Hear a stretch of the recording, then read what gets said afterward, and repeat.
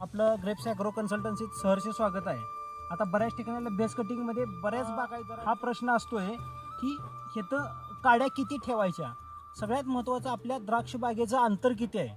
जर समजा 8-4 असेल तर 1 फूट ठेवा, 9-4 असेल किंवा 10-5 असेल, 10-4 असेल तर सर्वसाधारण 2 फुटी ठेवल्या तरी चालतं. समजा आता इथं काय आपण काय केलं, ही तयार झाडं लावल्यात आणि तयार झाडं लावून किती 1 महिना झाला, 8 तारीख सर.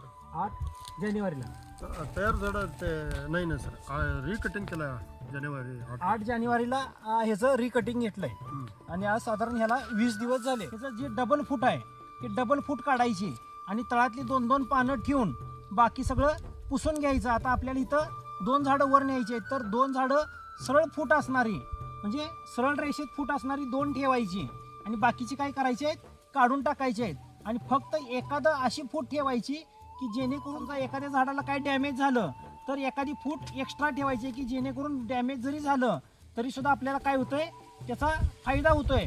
आणि जी दुसरी फूट आहे त्याचा काय करायचा शेंडा मारून घ्यायचा आणि ह्या 2 फुटी आपण वर घ्यायच्या. प्रत्येक बागायतदारानं हे आपलं नियोजन आहे तर हे असं करून घ्यायचं. जर अंतर जास्त असेल तर 2 फुटी ठेवा, 2 झाडाची 1-1 फुटी वर न्या आणि अंतर जर कमी असेल तर 1च फूट वर न्या आणि आपली बागेची विरळणी असं चांगल्या पद्धतीने करून घ्या. धन्यवाद.